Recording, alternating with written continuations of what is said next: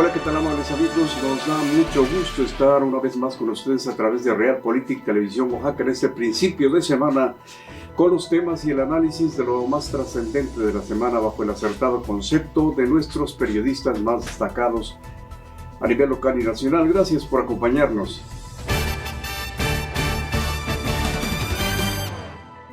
Este es el editorial de hoy de Realpolitik. Lo ocurrido el último día de enero en la población de Chahuites, Oaxaca, en donde el legislador federal del Partido del Trabajo, Gerardo Fernández Noroña, arengó a sus seguidores a reclamarle al presidente municipal Leobardo Ramos su proceder y sus supuestos corruptelas, pues con un lenguaje soez y vulgar. Es algo que no debe repetirse si se trata de llamar a la civilidad y a la tolerancia política antes de la jornada electoral del próximo 6 de junio.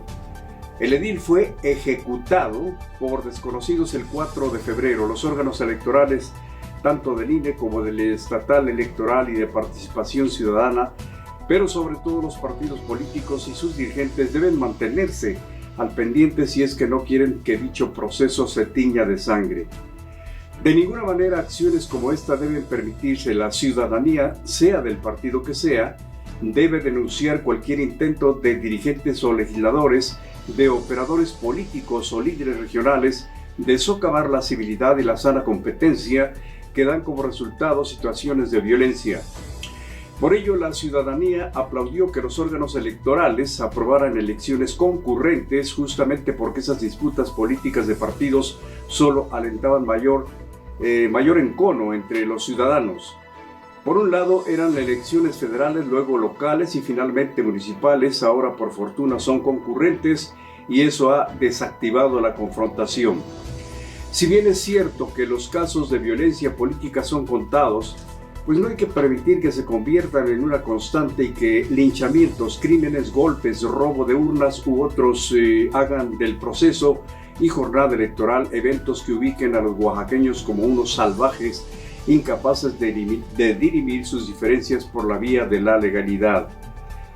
Bien, pues este ha sido nuestro editorial, y en los temas de interés general, de la profundidad de los sabernos aparecen los duendes cornudos para elegir a los candidatos del PAN. Oaxaca, una de las entidades con mayor violencia contra periodistas y defensores de los derechos humanos. Prometen acabar con el coyotaje y los chantajes de los líderes en las concesiones para taxis.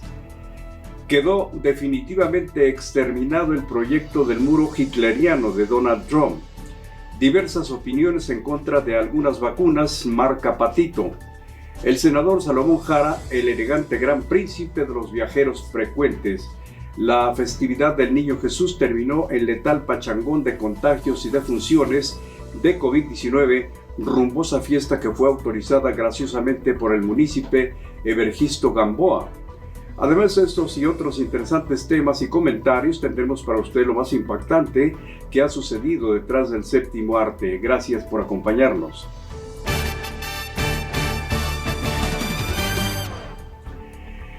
Bueno, pues desgraciadamente el estado de Oaxaca se ha convertido en una de las entidades con mayor índice de violencia contra las personas defensoras de los derechos humanos y periodistas. Desde el inicio de la pandemia, los asesinatos y los ataques han aumentado en las diferentes regiones. Entre los hechos más recientes destacan los asesinatos de Tomás Martínez Pinacho, dirigente social en la Sierra Sur, asesinado en el mes de agosto de 2020, y en enero pasado el artero crimen de Fidel Eras Cruz, quien se desempeñaba como comisionado de bienes ejidales de Paso de la Reina. De acuerdo con el informe Situación de la Defensa de Derechos Humanos y la Libre Expresión en México a partir de la pandemia, al menos 6 periodistas y 24 personas defensoras de los derechos humanos fueron asesinados en el país durante 2020, es decir, 7 mujeres y 23 hombres por motivos vinculados con su labor de defensa y ejercicio de su derecho a la libertad de expresión. Por otra parte, se destaca que las personas defensoras de los derechos humanos y periodistas en México pues continúan bajo un ataque sistemático. En este sentido, y con relación a esta información, hemos de insistir una vez más que la creación de comisiones y otros conceptos inventados por las diversas legislaturas, los gobiernos estatales han servido solo para salir del paso y como una justificación de que se está trabajando no únicamente en defensa y protección de los periodistas, sino de aquellas personas que luchan por la defensa de los derechos humanos. La verborrea de costumbre en los discursos y en las entrevistas públicas continúa vigente.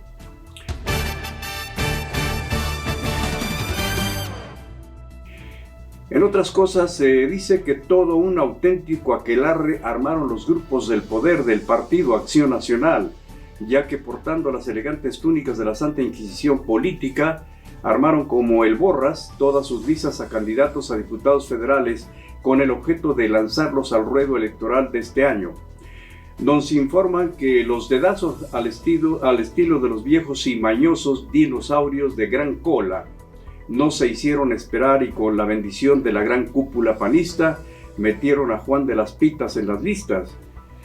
Cuatachos, brothers del alma, coludos, rabones, greñudos y pelones, burócratas y hasta cónyuges, creando con ello un sinnúmero de inconformidades internas en una institución política cuyo máximo dirigente, Marquito Antonio Cortés, jamás se cansa de autoalabarse esparciendo a su alrededor el agua bendita de su santidad, beatitud y patriotismo, en tanto una gran mayoría de afiliados no ven la democracia por ningún lado.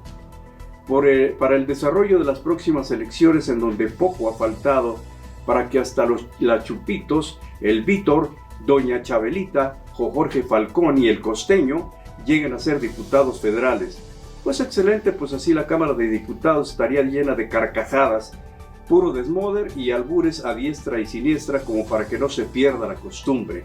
Pero en fin, esta clase de listado del PAN ha dado como resultado no únicamente inconformidades internas, sino incluso algunas renuncias de líderes en el país, como ha sido el caso de Javier Nava, alcalde de San Luis Potosí, panista de corazón.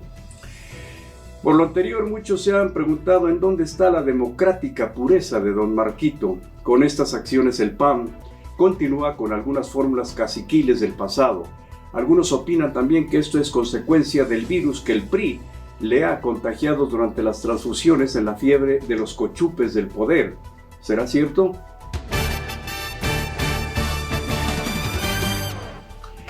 Y aquí pues una buena noticia para los trabajadores del volante, ya que de ahora en adelante los líderes chantajistas ya no podrán gestionar concesiones para taxis foráneos. Líderes que con un poco de presión hacia sus huestes lograban que los gobiernos anteriores les hicieran entrega de concesiones para taxis locales y foráneos, incluso hasta permisos para mototaxis. Estas tracalerías les permitieron hacerse fácilmente millonarios repartiendo las concesiones, pero quedándose ellos con la mayor parte. Al parecer esta práctica corrupta y viciosa se va a terminar, al menos eso dicen, ya que se habla de las muy buenas intenciones de la secretaria de Movilidad en el estado, Mariana Nazar Piñeiro, quien aseguró que de ahora en adelante y en cuanto se autorice la entrega de nuevas concesiones, los aspirantes a ellas tendrán que conseguir un acta del cabildo del municipio al que quieren dar el servicio y una solicitud del propio cabildo a la secretaría, mejor dicho, de Movilidad para que les sea autorizada dicha concesión. Sin duda la medida es práctica, pero de entrada los líderes chantajistas y corruptos no podrán tener acceso a las concesiones para luego venderlas a precio de oro.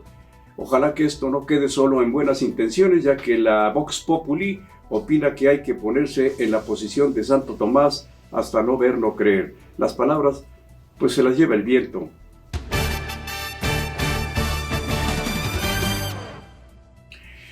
En otras cosas, por fin el nuevo presidente de los Estados Unidos, Joe Biden, anuló totalmente el desquiciado proyecto de Donald Trump al eliminar por completo la construcción hitleriana del famoso muro, poniendo también fin a la emergencia nacional en la frontera Estados Unidos-México. He determinado, dijo, que la declaración de emergencia nacional en nuestra frontera sur no está justificada.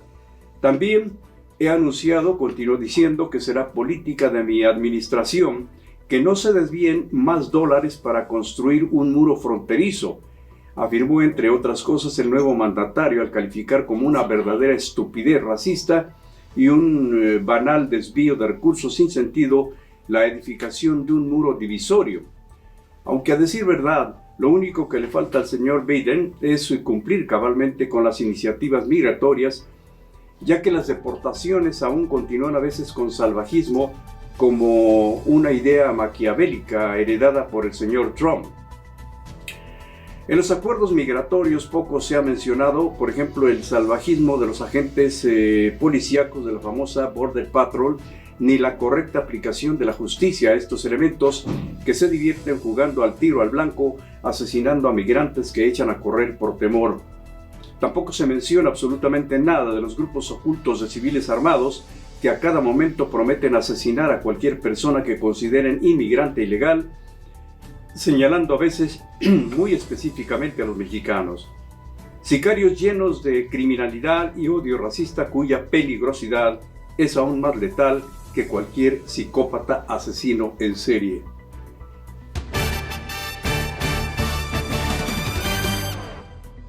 Y bien, con relación a las vacunas contra el COVID-19 existen infinidad de opiniones encontradas.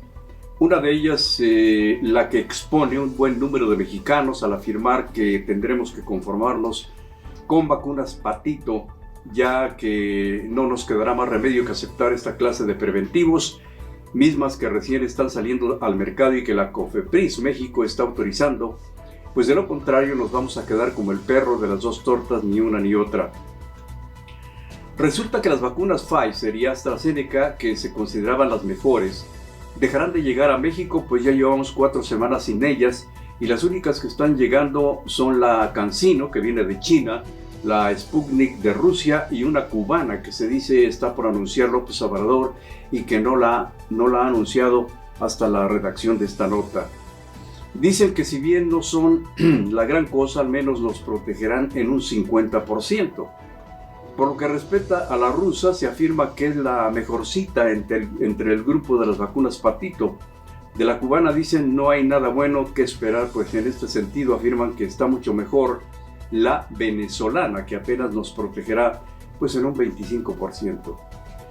Así que la mejor decisión la tiene usted en medio de un espinoso y escabroso camino de altos riesgos sanitarios, en donde hasta las vacunas, la salud y la vida de los mexicanos se politizan fácilmente, y en un estado que, como Oaxaca, tenemos un semáforo epidemiológico muy embustero, con datos maquillados por la mentira.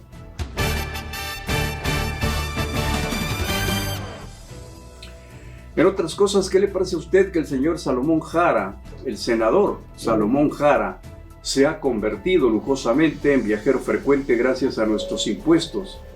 Bueno, no solamente don Salomón, sino muchos otros funcionarios de esos que nunca funcionan, sino solo para ofrecer discursos. Pero en el caso de don Salomón Jara, se nos informa que se hizo un gran escándalo en el Senado de la República cuando se dio a conocer que este señor, ilustre representante del pueblo, se ha gastado más dinero del erario en viajes, claro, no en autobús, solo para los pobres. Salomón Jara, de quien se dice que desde ahora está buscando llegar a la gubernatura de Oaxaca, disfruta plenamente de la dulce vida o la dulce vida con gastos pagados en líneas aéreas de lujo, por lo que ya ostenta el título de viajero frecuente. Nada se diría si dichos gastos fueran de su propio pecunio. Desgraciadamente son dineros del pueblo en una administración que se dice inmersa en la austeridad. En menos de 2 años, este angelito ya visitó 5 países de África, del Medio Oriente y de Europa bajo el régimen de turista parlamentario. El problema surge después de que nadie sabe a qué fue y por qué.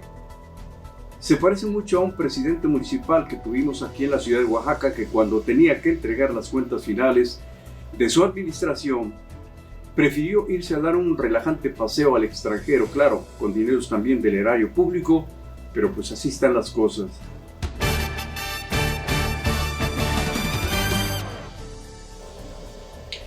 Como es sabido de todos, después de que un baile popular detonara un brote masivo de contagios en la comunidad de San Juan del Río Choapa, sin ninguna clase de precauciones ni cuidados sanitarios, ahora toda la población permanece encerrada en sus casas.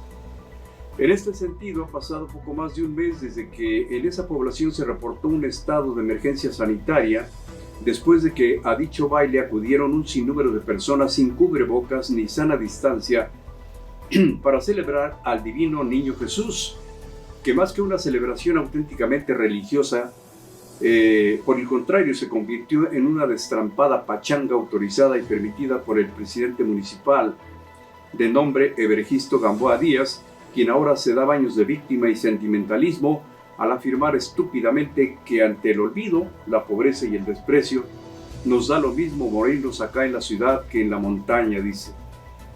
Esta tonta autorización dio como resultado que 400 personas resultaran infectadas, 14 internados en diversas clínicas y 11 muertos.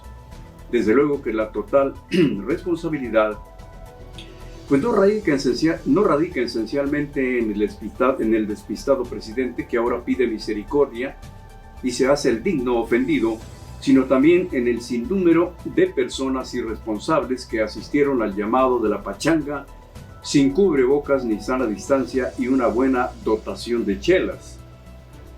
Ahora, en un grito desesperado, el susodicho municipio pide al presidente López Obrador y al gobernador del estado Alejandro Murat acudan a este llamado de emergencia. Después del niño ahogado, ahora le urge tapar el pozo al beato municipio don Evergisto Gamboa Díaz. Bien, veamos ahora qué es lo que ha sucedido a través del tiempo detrás del séptimo arte. Muchos psicólogos y psiquiatras se han cuestionado sobre si es posible que los niños sean psicópatas. Los niños pueden llegar a ser traviesos y en otros casos muy crueles con otros niños, pero ¿cómo es posible que lleguen a cometer asesinatos y no muestren arrepentimiento? ¿Cómo es posible, decía la prensa de ese tiempo, que ese joven al llegar a la edad de 18 años ya había cometido varios crímenes, como fue el caso de Cayetano Santos Godino, el famoso petizo orejudo, como le llamaban por sus grandes orejas? Este personaje comenzó a cometer asesinatos desde su infancia y fue responsable de la muerte de 4 niños, 7 intentos de homicidio y el incendio también de 7 edificios. Él era argentino y murió asesinado en su celda a la edad de 48 años. De su sangrienta y azarosa vida se realizó la película El Niño de Barro, en 2007, filme dirigido por Jorge Argola e interpretada por el actor Abel Ayala en su género de thriller policial. Pero ¿cuáles fueron las causas que convirtieron a un inocente infante en un criminal? El niño Pituso fue víctima constante de grandes maltratos por parte de su padrastro, pues de su padre no se sabe nada. El Pituso convencía a los niños con regalarles dulces y luego los conducía a lugares solitarios para asesinarlos. A una pequeña de tan solo 5 años le incrustó en el oído un clavo de 5 pulgadas y después subrepticiamente asistió a su velorio para satisfacer su curiosidad mirando el cadáver dentro del ataúd. De este género de nota roja cruel surgió la idea de realizar un filme y nadie protestó. Nada se supo de la familia. La incógnita es tan inexplicable como inconcebible. ¿Cómo es posible que un niño de tan solo 8 o 9 años se convierta en un asesino serial y piromaníaco? ¿Usted lo sabe?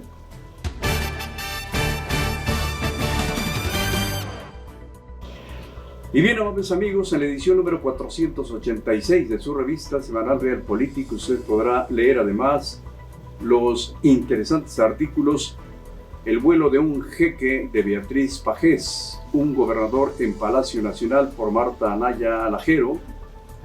Además también podrá leer las columnas políticas Escaparate Político de Felipe Sánchez, Unas de cal por las de arenas de Alfredo Arenas Casas, además de Será verdad que del Gran Pericles y Circo, Maroma y Teatro del Callao.